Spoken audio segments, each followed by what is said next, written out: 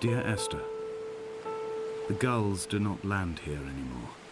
I've noticed that this year they seem to shun the place.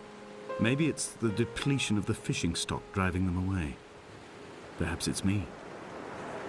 When he first landed here, Donnelly wrote that the herds were sickly and their shepherds the lowest of the miserable classes that populate these Hebridean islands.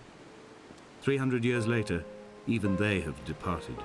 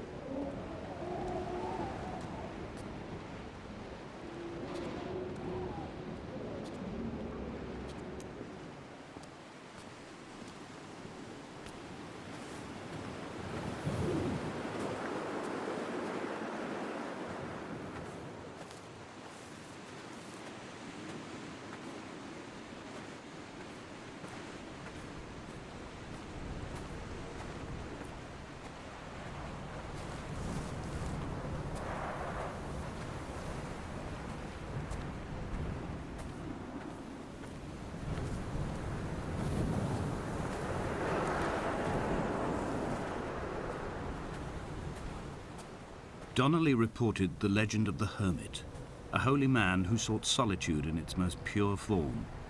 Allegedly, he rode here from the mainland in a boat without a bottom, so all the creatures of the sea could rise at night to converse with him. How disappointed he must have been with their chatter. Perhaps now, when all that haunts the ocean is the rubbish dumped from the tankers, he'd find more peace. They say he threw his arms wide in a valley on the south side, and the cliff opened up to provide him shelter. They say he died of fever 116 years later. The shepherds left gifts for him at the mouth of the cave, but Donnelly records they never claimed to have seen him. I have visited the cave and I have left my gifts, but like them, I appear to be an unworthy subject of his solitude.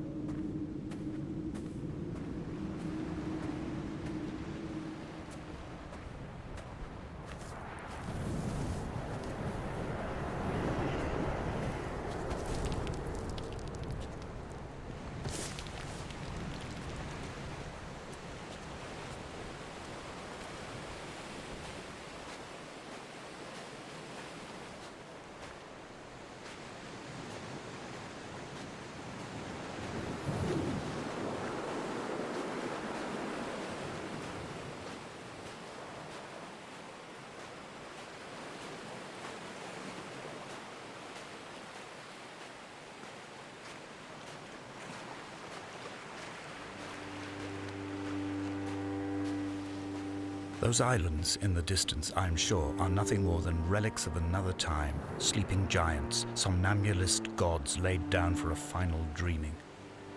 I wash the sand from my lips and grip my wrist ever more tightly. My shaking arms will not support my fading diaries.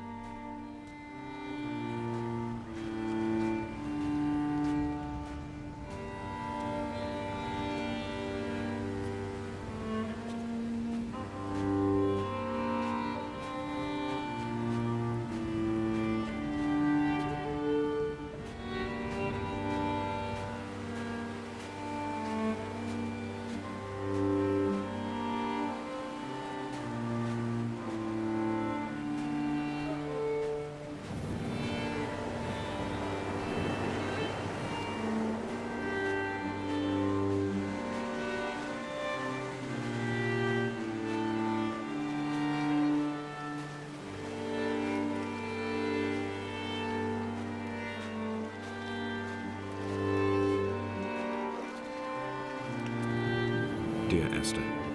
I found myself to be as featureless as this ocean, as shallow and unoccupied as this bay, a listless wreck without identification. My rocks are these bones, and a careful fence to keep the precipice at bay. Shot through me caves, my forehead a mount. This aerial will transmit into me so. All overexposed, the nervous system, where Donnelly's boots and yours and mine still trample. I will carry a torch for you. I will leave it at the foot of my headstone. You will need it for the tunnels that carry me under.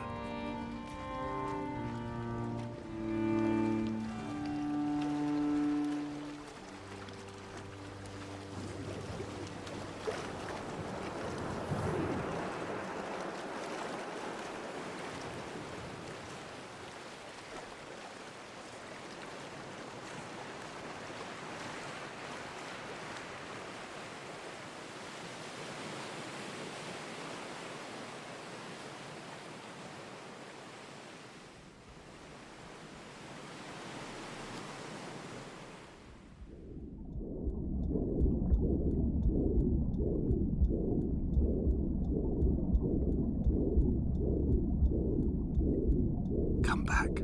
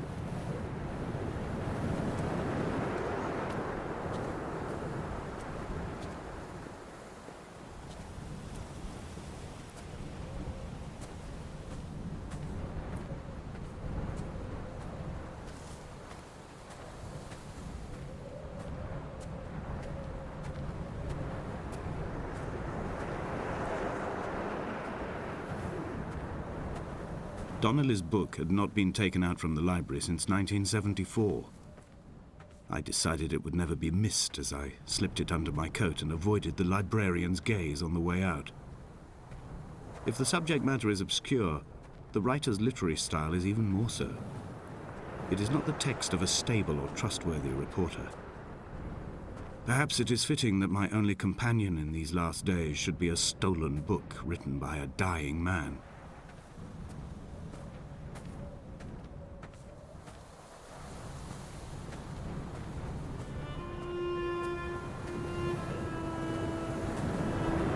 When someone had died or was dying, or was so ill they gave up what little hope they could sacrifice, they cut parallel lines into the cliff, exposing the white chalk beneath. You could see them from the mainland or the fishing boats, and know to send aid or impose a cordon of protection, and wait a generation until whatever pestilence stalked the cliff paths died along with its hosts. My lines are just for this, to keep any would-be rescuers at bay. The infection is not simply of the flesh.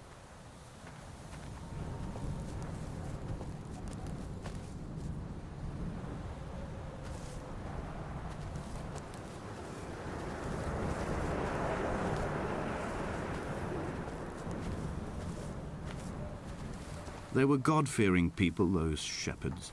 There was no love in the relationship. Donnelly tells me that they had one Bible that was passed around in strict rotation. It was stolen by a visiting monk in 1776, 2 years before the island was abandoned altogether.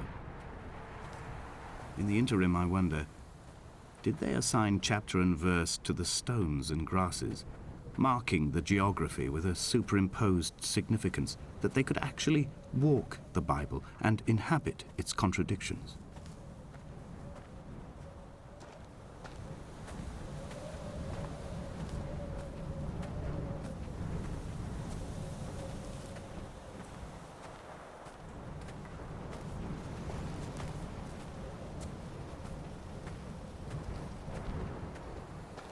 Dear Esther, I met Paul. I made my own little pilgrimage.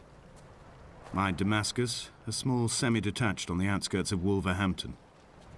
We drank coffee in his kitchen and tried to connect to one another. Although he knew I hadn't come in search of an apology, reason or retribution, he still spiraled in panic, thrown high and lucid by his own dented bonnet. Responsibility had made him old. Like us, he'd already passed beyond any conceivable boundary of life.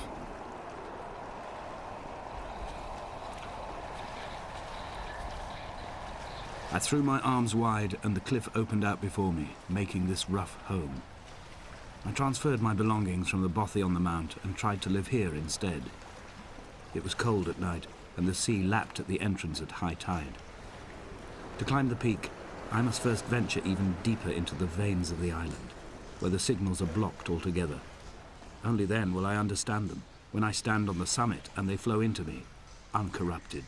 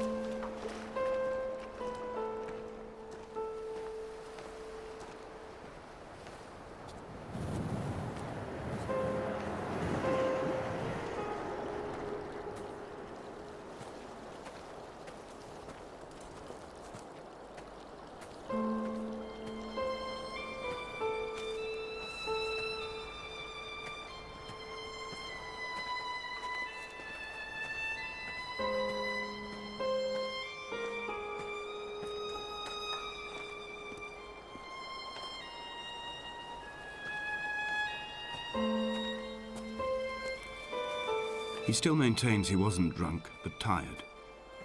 I can't make the judgment or the distinction anymore.